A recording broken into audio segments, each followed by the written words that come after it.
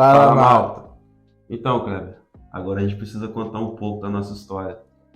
Pra essa malta saber de onde a gente veio, o que a gente fazia e o porquê desse novo projeto também aqui em Portugal. Muita história, né? De onde a gente Então, começa? é complicado, Se né, mano? apresenta, Ramon. Então. A gente é do Brasil, a gente é dali do Espírito Santo, Vila Velha, e a gente congregava na mesma igreja, né? Eu e o Kleber, a gente congregava na mesma igreja. Não éramos amigos, né? Era É, conhecido, igreja só grande. uma igreja bem grande, relativamente grande. A gente não se conhecia, né, de se conversar, mas eu já desenvolvi um projeto fora da igreja, um projeto assim importantíssimo para minha vida, o que trilhou a minha mente e do porquê trabalhar com juventude.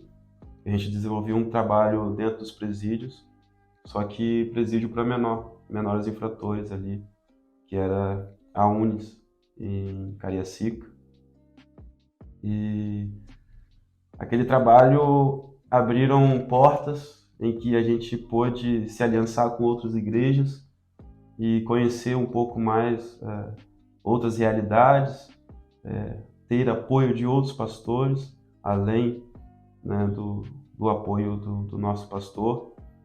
E o ponto-chave foi quando houve a necessidade de levar Bíblias ali para dentro do presídio, e o nosso pastor, sendo presidente, né, da Sociedade Bíblica ali no estado do Espírito Santo, ele disponibilizou caixas e caixas de Bíblias, e a partir desse ponto também chamou a atenção dele, né, para o nosso trabalho, e nos convidou para desenvolver algo ali com a nossa juventude.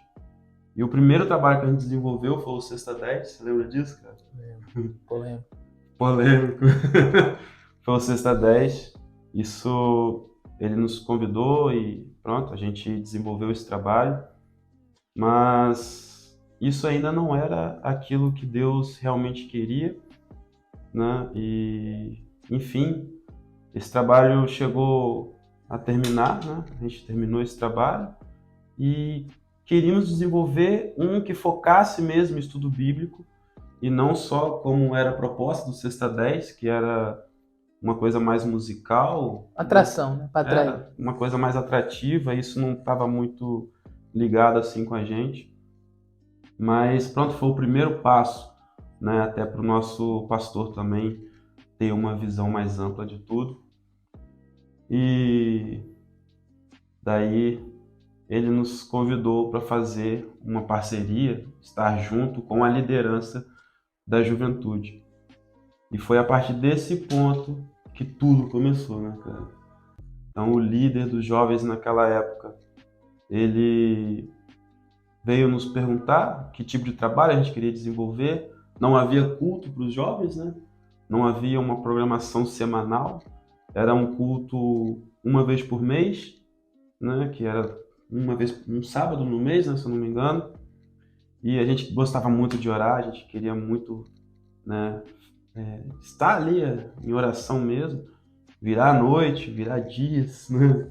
Como já aconteceu. E só que essa não era a proposta dele.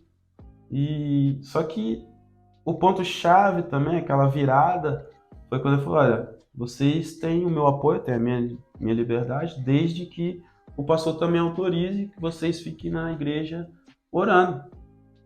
Então, se vocês quiserem, conversa com o pastor, se ele autorizar, eu apoio.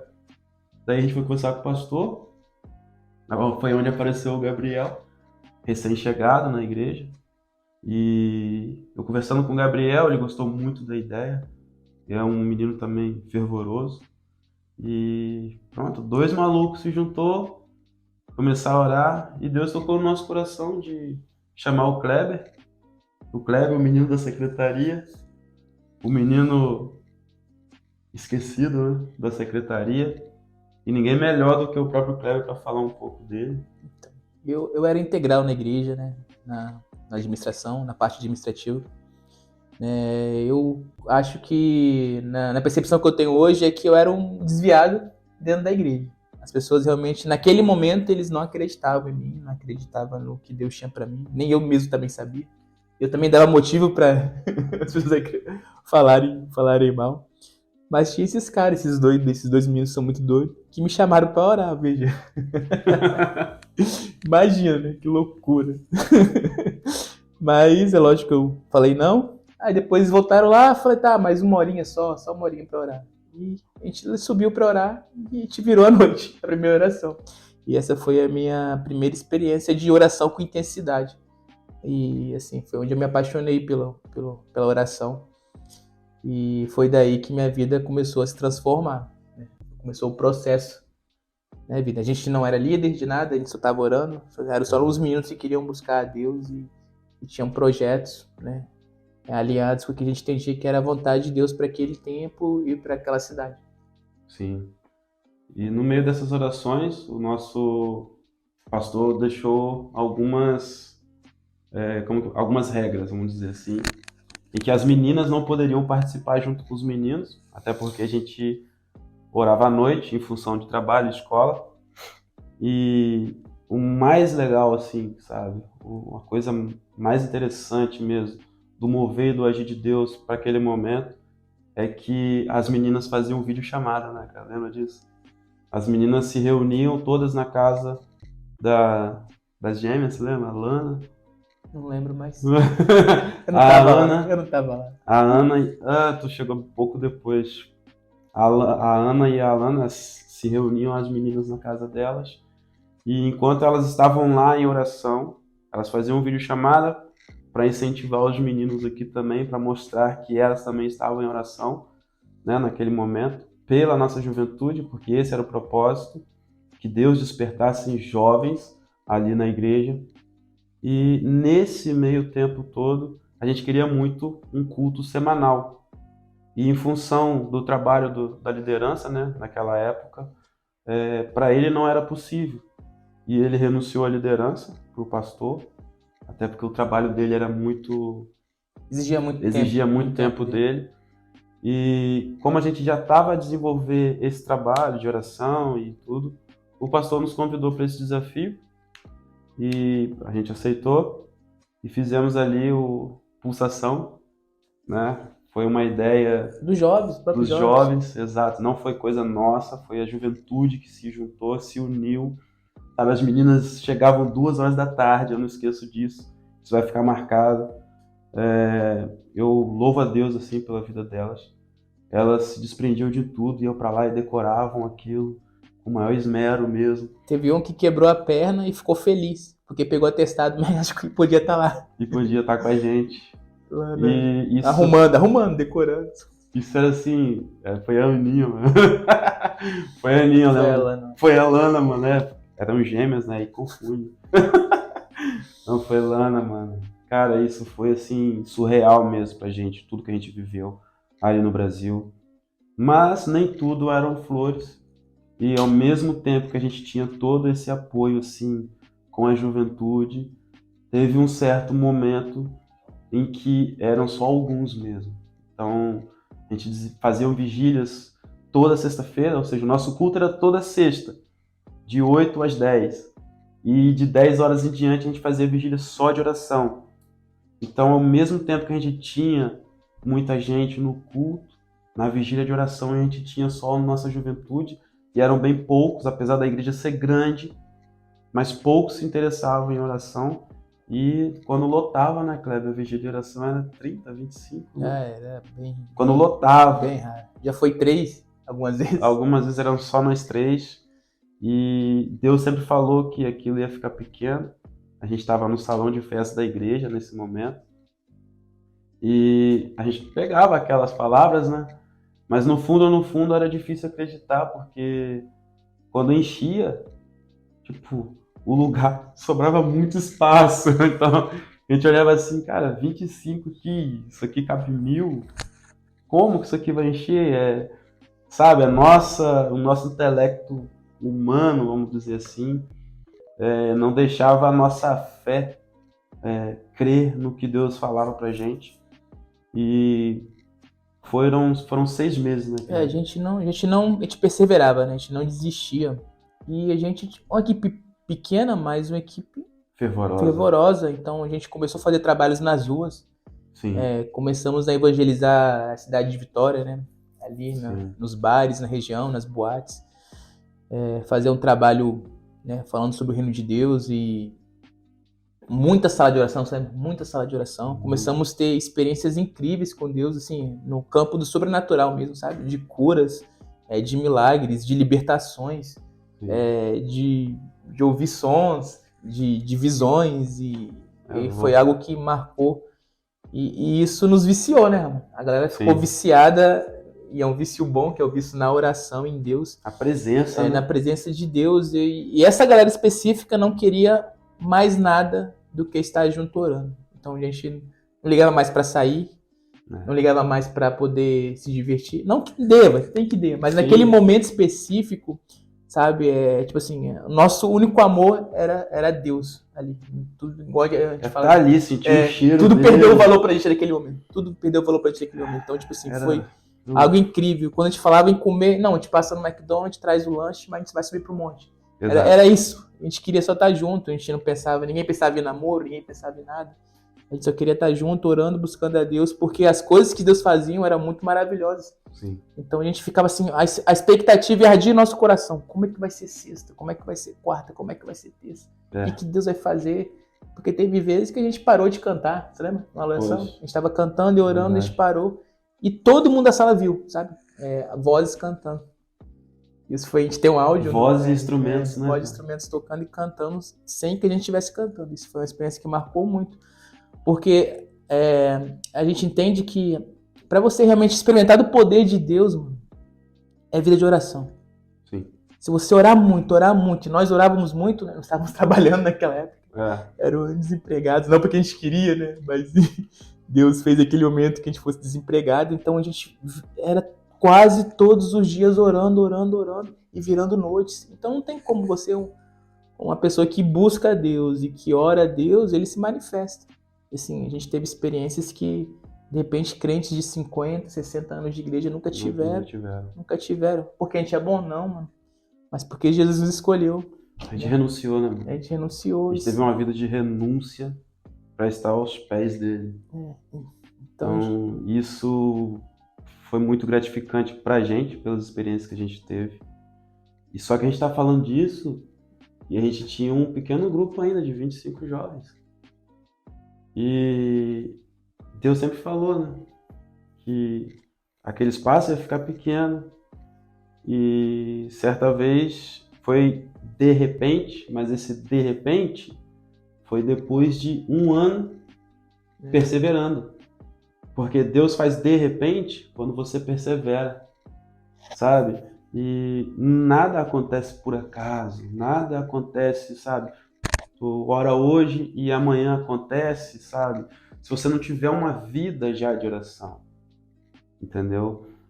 Salvo alguns, né, casos em que Deus é bem específico, mas se você não tiver uma vida de renúncia, sabe? Uma vida de busca, não espere nada diferente de Deus, porque essa foi a nossa vida. Foi uma vida totalmente de renúncia e exclusivamente para Deus.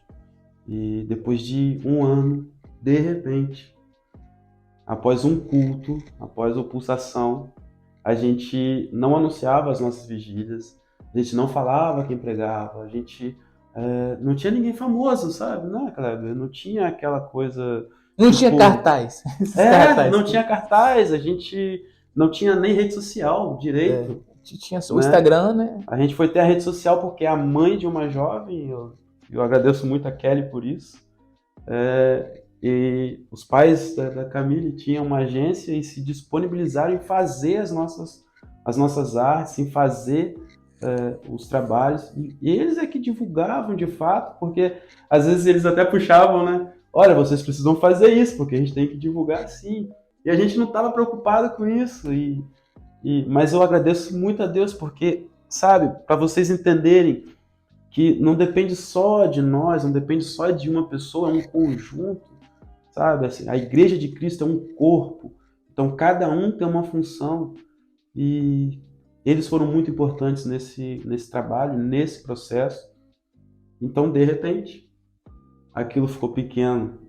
E aquele dia deu, em média, 800 jovens, não foi, Cleber? Eu lembro que isso foi aumentando, até Eu- não caber mais no espaço. eu- Aí descemos para a igreja. E algo assim que eu acho legal de lembrar é que nesse dia deu uma média de 800 jovens. E aí o pessoal veio, as meninas, Ramon, isso aqui vai cair. Isso vai cair, tem muita gente aqui. Eu falei, não, mano, Deus falou que isso aqui ia ficar pequeno, que a gente ia ter que descer. Era o templo principal. E eu falei, não, enquanto não tiver gente na escada, a gente não desce. Isso aconteceu na próxima sexta. Então era um boca a boca, as pessoas iam falando. E aí você olhar jovens que deixavam de ir para boate, né? Porque quantos jovens ali Havia muitas conversões nas igrejas. jovens não crentes iam para as vigílias. E isso impactou a nossa vida. E Deus fez várias promessas em nosso meio e começou a espalhar, né? Os A nossos gente jovens. começou, mas antes a gente começou a desenvolver ali, né, no nosso corpo local, Sim, pregadores, intercessores. Então, tipo assim, se a vigília fosse, por exemplo, meia-noite, 7 horas, já tá todo mundo lá.